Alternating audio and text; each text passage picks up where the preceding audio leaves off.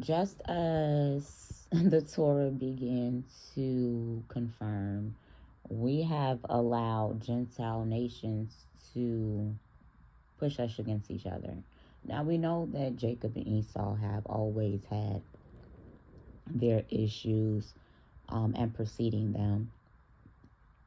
You have Isaac and you have Ishmael with their issues as well. These are two separate nations of people that would live amongst one another till the end of time. We see the Arabic nations amongst the Bantu nations all up and through, not only over in Africa, in the Americas.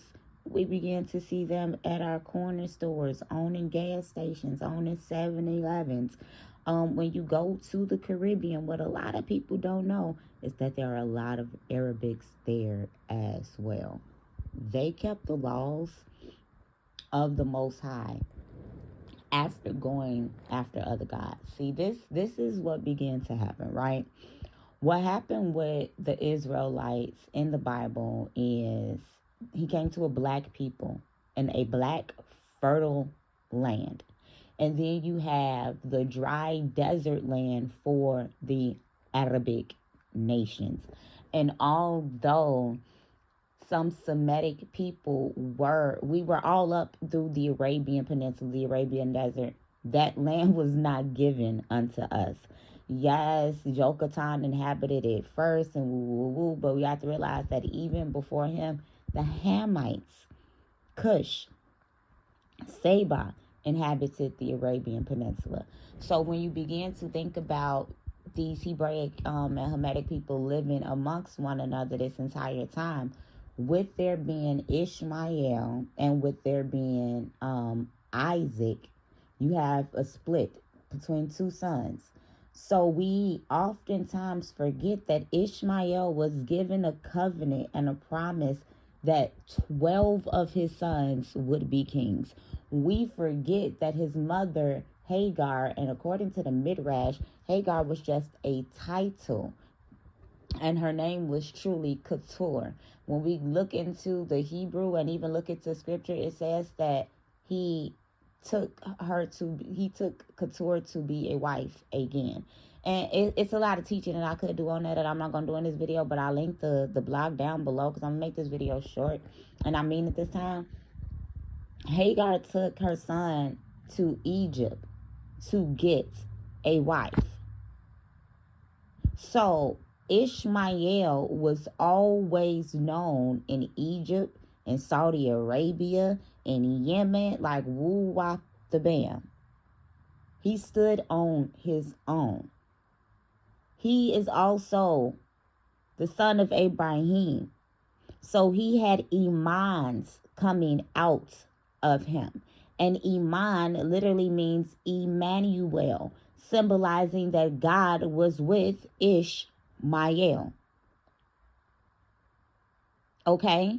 So then when you begin to realize that the Israelites kept breaking the covenant that they made with this fertile deity El Shaddai, the breasted one, because Chad literally means human memories. And we begin to see El Shaddai appear. He began to always fertilize, okay? And he continually wanted to fertilize. If you do this, I'll bless you. Bless in the fields. Bless when you come and bless when you go. And a deity of multiplication. Yet, the Israelites continued to go back to their polytheistic practices as they once did when they were in Ur of Chaldean.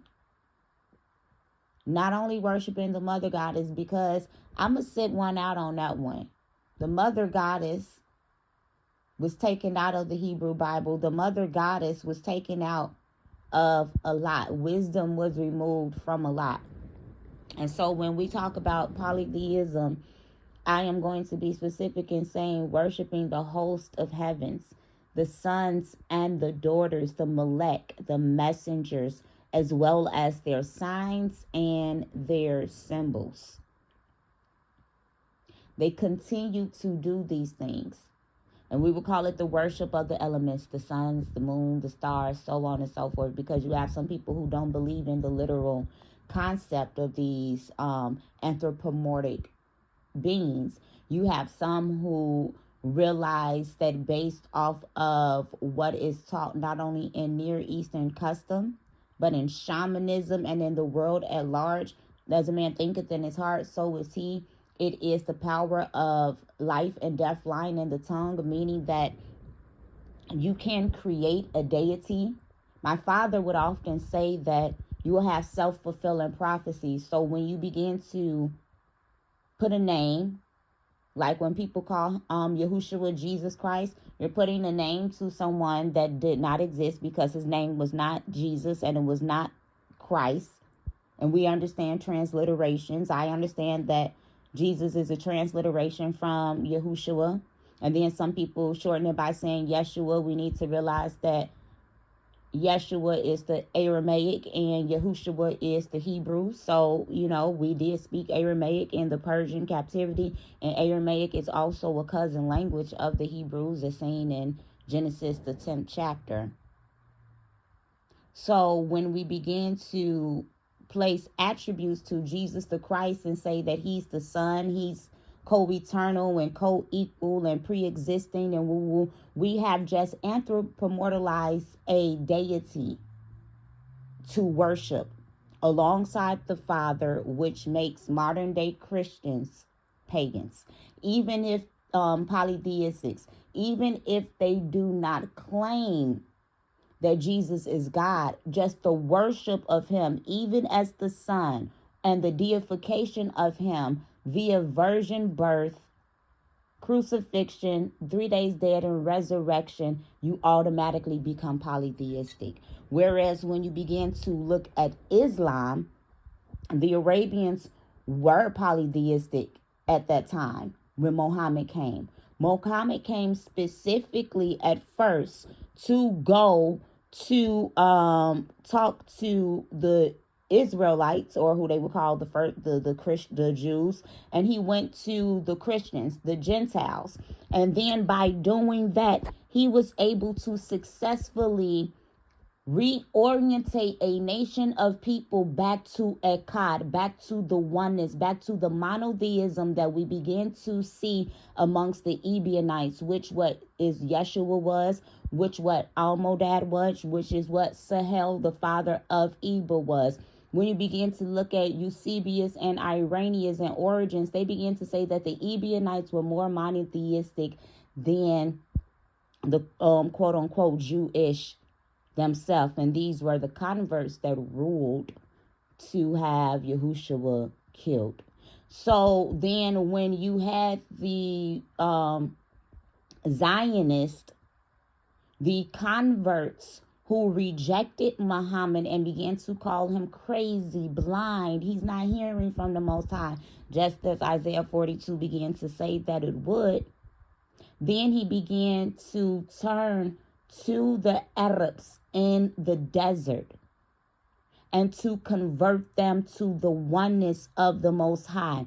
And until this day, the Ishmaelites and the Edomites keep holy what they are supposed to. Now, you do have sects that have been tampered with by Catholicism, Egyptology, and Zoroastrianism, because these are our brothers.